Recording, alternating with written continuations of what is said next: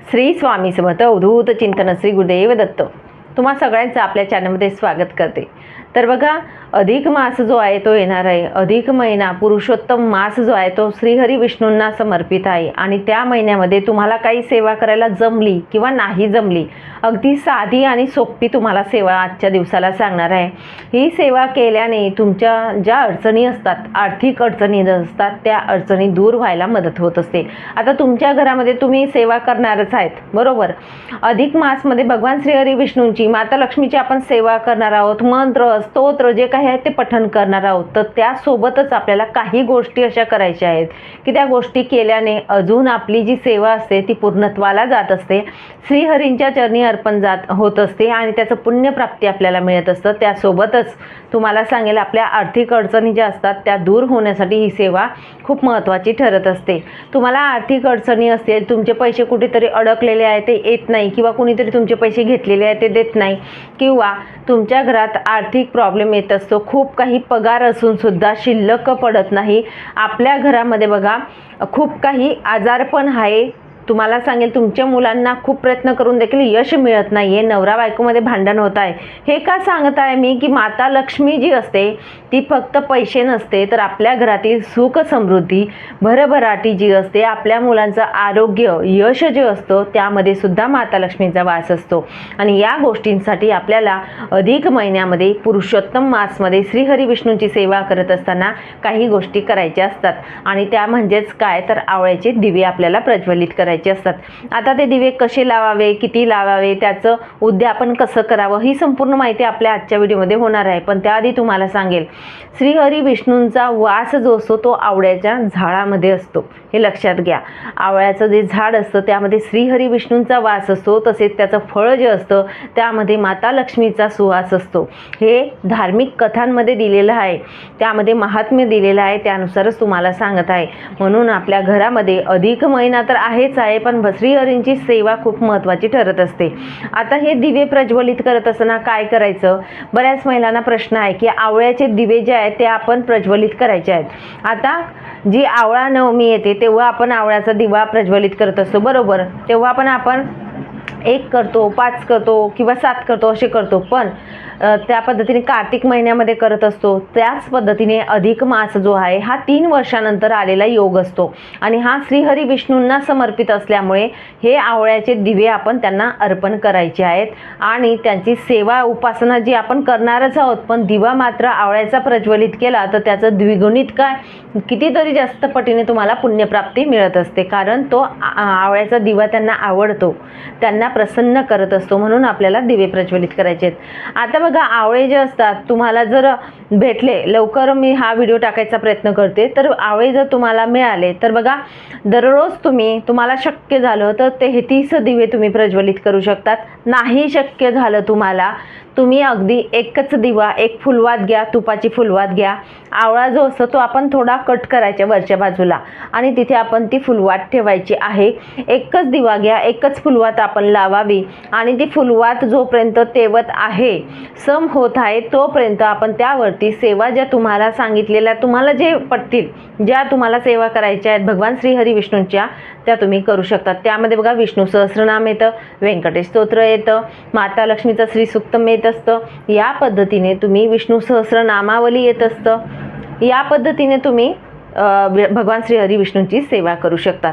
आता या सेवा करत असताना तुम्हाला सांगेल, वेळ काळ एक ठेवला तर अतिउत्तम ठरत असतं. वेळ काळ एकच ठेवायचा प्रयत्न करा. तुम्हाला जसा वेळ साध्य होईल त्या पद्धतीने 1 महिनाभर तुम्हाला करायचं आहे.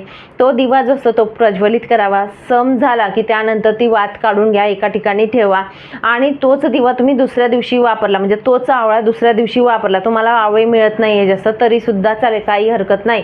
किंवा पहिल्या दिवशी एक आवळा घेतला, दुसऱ्या दिवशी दुसरा आवळा घेतला, तिसऱ्या दिवशी तिसरा घेतला, अशा पद्धतीने 30 दिवसाचे 30 आवळे होतील आपले, म्हणजे 33 आवळे आपण दिवे हे प्रज्वलित करायचे आहेत. आणि अशा पद्धतीने जे दिवे असतील किंवा जे आवळे असतील ते आपण बाजूला ठेवून द्यायचे. शेवटच्या दिवसापर्यंत आपण हे सांभाळून ठेवायचे. तुम्हाला शक्य होतील तर 33 आवळे घ्या, 33 दररोज सुद्धा लावू शकतात. या पद्धतीने करा. आता यामध्ये बघा, तुम्हाला जर आवळा नाहीच मिळाला, ताई आवळा भेटतच नाही आहे, खूप मी म्हणजे तपास केला, पण तुम्हाला सांगू का, जोपर्यंत आवळा होऊ शकेल आवळ्यावरच तुम्ही सेवा करा असं सांग. सांगेल. पण तुम्हाला भेटलाच नाही तर काय करायचं, नाणे असतात बघा, नाणे 1 रुपयाचे नाणे घ्या तुम्ही, बरोबर. तर तुमच्याजवळ नाणे असतील तर ते बघा, नसतील तर आणा आणि दररोज 1 रुपयाचं नाणं घ्या. त्या 1 रुपयाच्या नाण्यावरती आपल्याला वात प्रज्वलित करायची आहे. एखादी पंती घ्या, पंतीमध्ये 1 रुपयाचं नाणं ठेवा, त्यावरती वात ठेवा, तुपाची वात ठेवायची मात्र, आणि मग प्रज्वलित करून तुम्ही सेवा करू शकता. या पद्धतीने सेवा तुम्ही करू शकतात. पण आवळा भेटला तर आवळाच तुम्ही आणायचा आहे, ठीक आहे. या पद्धतीने करा.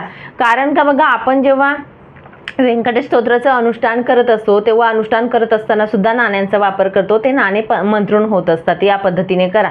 नाही मिळालं तर 1 रुपयाचं नाणं ठेवून करा.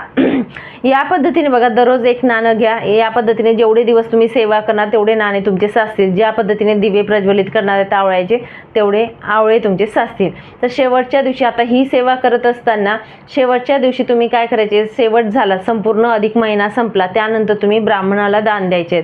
हे आवळ्याचे दिवे असतात, हे सुद्धा देऊ शकतात. त्यानंतर बघा, जे 1 रुपयाचे कॉईन तुमचे साचलेले आहेत ते सुद्धा 33 कॉईन घ्या आणि ते तुम्ही ब्राह्मणांना पूजा त्यांची औक्षण करून त्यांना दान करू शकतात, दान स्वरूपात द्यायचे आहेत. त्या ठिकाणी तुम्हाला सांगेल, ते वाण आपण लावत असतो एक प्रकारे, अनारसे असतील त्यांचं वाण लावू शकतात. या पद्धतीने तुम्ही त्यांना उद्यापनाच्या दिवशी करायचं आहे. उद्यापनाच्या दिवशी 33 मात्र पूर्ण करायचे. आता तुमचं बघा, मासिक धर्म जर मध्ये आला समजा, तर मासिक धर्माचे 4 दिवस जातील आणि तुम्ही कंटिन्यू करतील तर तुमचे 33 होणार नाही, बरोबर. 33 होणारच नाही. पण मात्र शेवटच्या दिवशी तुम्ही काय करायचं, जेवढे पण दिवे तुम्ही लावले आहेत तेवढे, आणि शेवटच्या दिवशी जेवढे कमी पडत आहेत, समजा तुमचे आता होत आहेत 25च दिवे होत आहे, मात्र शेवटच्या दिवशी कमी पडत आहेत 8 दिवे, तर तुम्ही 8 आवळा एक्स्ट्रा घ्या आणि 33च्या 33 आपण प्रज्वलित करायचे, आपण सेवा करायची आणि त्यानंतर आपण आरती करायची.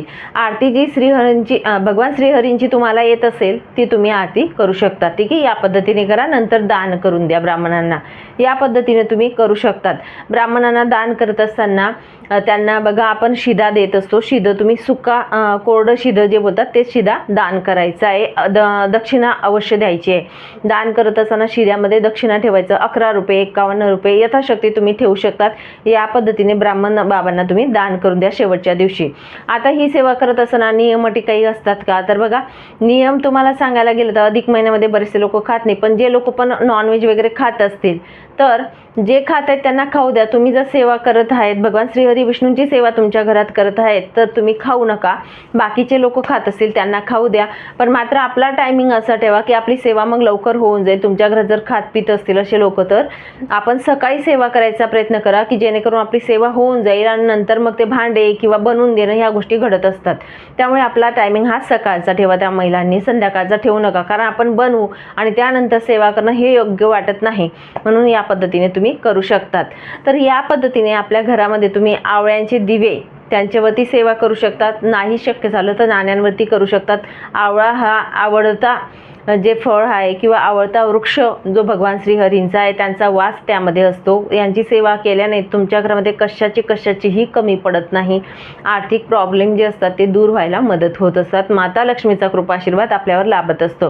म्हणून सेवा करत असताना ज्या वाती असेल तो प्रश्न राहिला बघा, तर वाती ज्या असतात त्या आपण निर्माल्यामध्ये टाकून द्या किंवा आपल्या घरात जर वृक्ष असेल, झाडं असतील, लावलेले बगीचा असेल, त्यामध्ये मातीमध्ये पुरून दिल्या तरी सुद्धा चालतील. या पद्धतीने करा. नंतर तुम्हाला अजून सांगेल, आता हे जी सेवा आहे ही सेवा करत असताना तर भगवान श्रीहरी विष्णूंचा किंवा कोणत्या रूपात आपण स्थापना करावी का किंवा पाठ मांडावा का, तर नाही. आपल्या देवघरासमोर बसून अगदी आपण सेवा केली तरी सुद्धा चालेल. तुम्हाला शक्य झालं तर अधिक मासमध्ये तुम्ही बघा, सत्यनारायण भगवानचा जो फोटो असतो तो तुम्ही तुमच्या देवघरात ठेवू शकतात 1 महिन्यासाठी, किंवा आपण दिवाळीला ठेवत असतो भगवान श्रीहरी विष्णू लोळलेले आहेत, माता लक्ष्मी पायचेपत आहेत, तो फोटो तुम्ही ठेवू शकतात. किंवा श्रीहरी विष्णूंचा तुमच्या घरात जर फोटो असेल तो सुद्धा तुम्ही देवघरामध्ये 1 महिन्यासाठी सेवा करत आहात तर तुम्ही ठेवू शकतात आणि त्यांच्या फोटोच्या समोर ही सेवा तुम्ही करू शकतात. तर या पद्धतीने साधी आणि सोपी सेवा आहे. 1 रुपयाचा खर्च न करता तुम्ही ही सेवा करून बघा आणि नक्की स्वतः अनुभव घ्या असं सांगेल. सांगितलेली सेवा जी आहे ती महाराजांच्या चरणी अर्पण करते आणि इथेच विराम घेते. नंतर अजून भेटेल अशाच व्हिडिओसोबत. श्री स्वामी समर्थ. अवधूत चिंतन. श्री गुरुदेव दत्त.